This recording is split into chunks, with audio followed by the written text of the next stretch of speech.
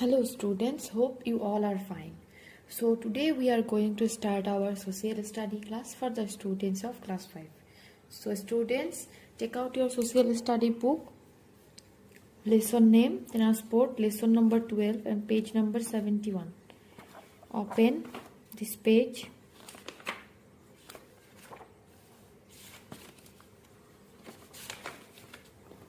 Transport.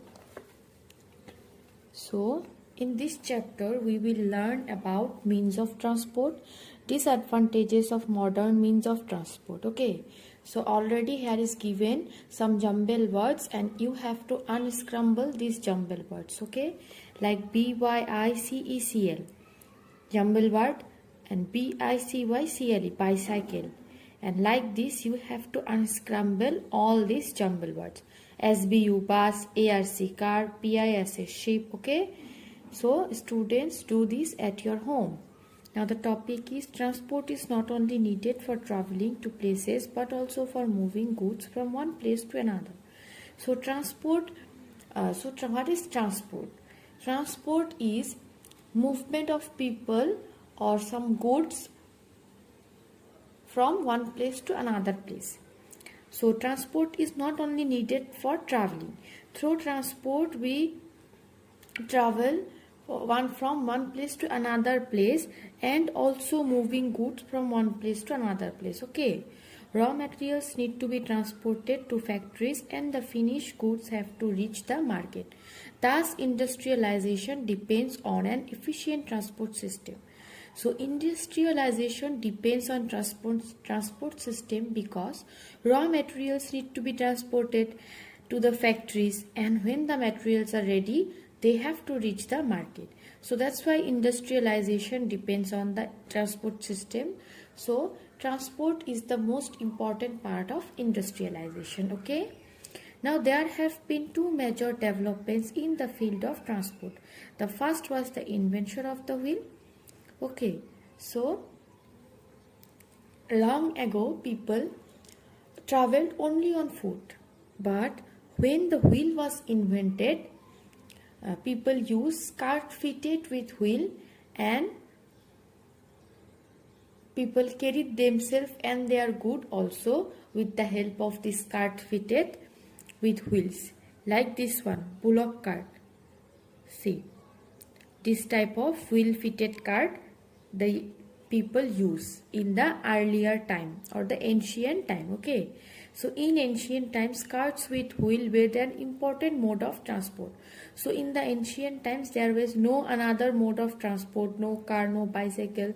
The only mode of transport is wheels, carts with wheel. Okay, so they continue to be in use for, turn the page, used for a long time till the steam engine was invented by James Watt. So the means of in the ancient time the only means of transport was wheel, cart fitted with wheel. When the steam engine was invented, the means of transport is steam engine. Okay, this was the second most important invention in the history of transport. So this was the first one is the wheel. First was is the invention is the wheel. Invention of the wheel is most important, and the second most important invention in the history of transport is steam engine. Okay, in the steam engine designed by Watt, coal was used as fuel. So in the steam engine, coal was used as fuel to produce steam. Later engines that ran on diesel or electricity were introduced. So in the later period, engines that ran on diesel or electricity were introduced. With this, transport underwent a complete revolution. So through this transport system, in ancient time the society are rising towards the new generation. Okay, today we will live in the age of fast transport. It is possible to reach any part of the world much faster than before. Inventions such as aeroplanes and bullet trains have made the world a smaller place. Okay, so we live in the age of fast transport and it is possible for this type of modes of transport, aeroplanes, bullet trains, these are the means of transport. They use our journey as much as smaller than before, okay, and make the world a smaller place. Now, means of transport. So the means of transport required in a particular country depend on its geographical limitations and on the needs of its industries. So in the particular country, so every country depends on their geographical limitations and their needs of their industries. So their means of transport, they required on their needs. So transport can be divided into three categories: land, water and air. So different means of transport: land transport, water transport, air transport. These are three division of transport. One number is land transport, water transport and air transport. And land transport also divided roadways and railways. Okay, divided into roadways and railways. Now land transport. Land transport or ground transport refers to the transport or movement of people or goods from one place to another on land. So transport is moving goods or people from one place to another place. This one is on land. Transport is called land transport. So land transport is further subdivided into two ways: roadways and railways. Here is given roadway and railways. So now roadways. Roads are needed for fast movement of vehicles. Today every country has a network of metalled road which is facilitate the movement of traffic. So roads are needed for fast movement vehicles like car, buses, trucks, for these vehicles. Okay, so every country has a network of pakka roads. This type of roads, pakka roads, for their easy movement. They made this type of pakka roads because of their easy movements. Okay, developed country have a network of highways, and the developed countries have highways. These are broad and straight roads and are known as freeways or expressways. So highways also known as freeways or expressways. Each road is divided into two parts. One part is the traffic moving in one direction and other for traffic moving in the opposite direction. Okay, each direction and the other for in one direction and the other for traffic moving in the opposite direction. Some of these highways are wide enough to allow 4 to 6 lanes of traffic. So some highways are very much large that they have 4 to 6 lanes of traffic. Okay, like this. The highways have a fixed speed limits. Now there are some countries that are connected to other countries by roadways. So almost all the countries of Europe are connected to one another by a network of road.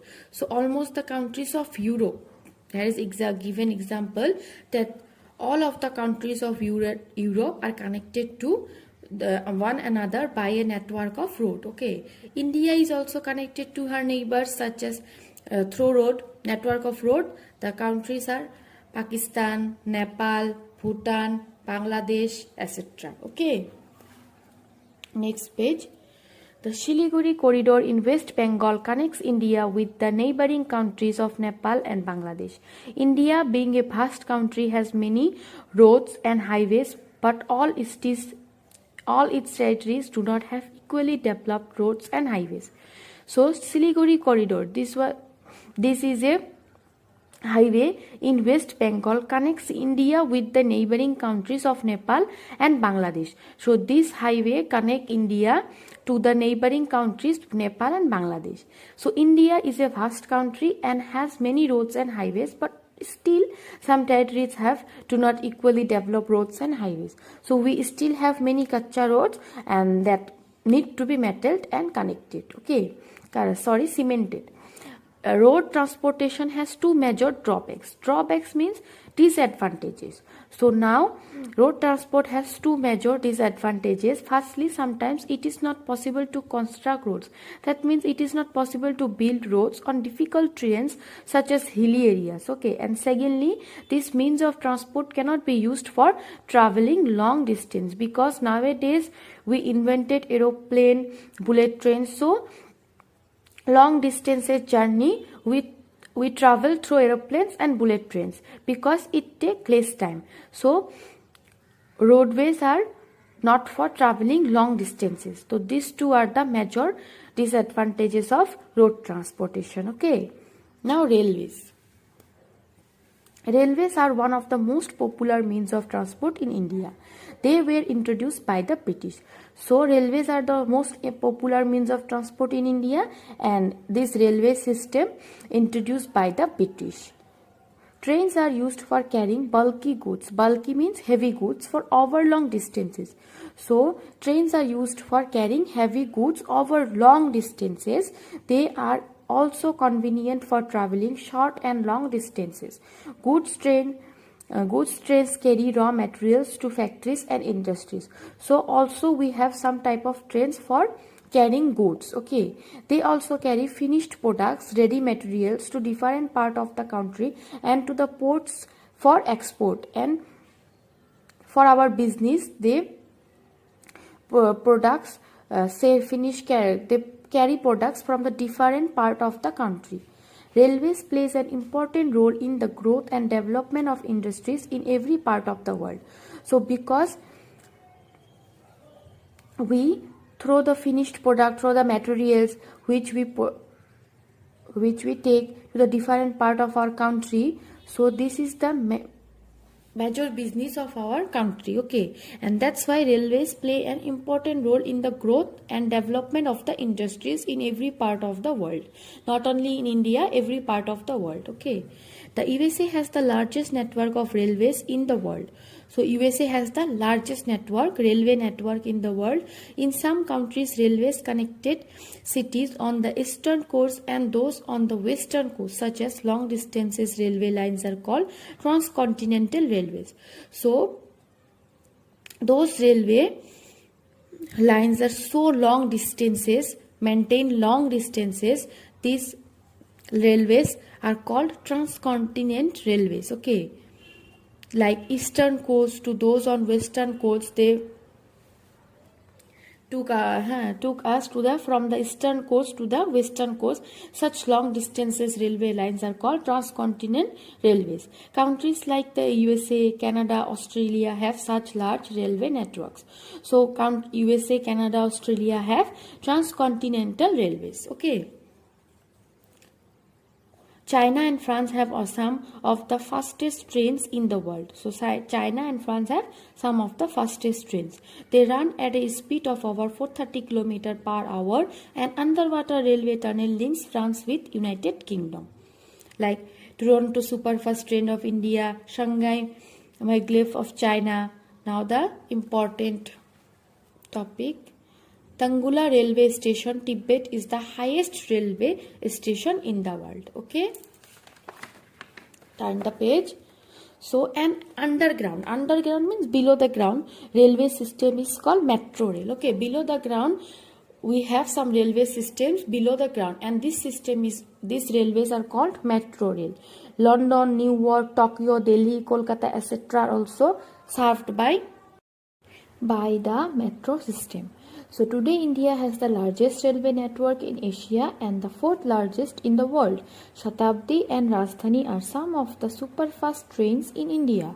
The network of metro rail system is also developing at a fast pace. Okay, so students, in the next part we will discuss about the topic about water transport, major sea routes and air transport, and the disadvantages of modern means of transport. Okay students, till then, bye bye.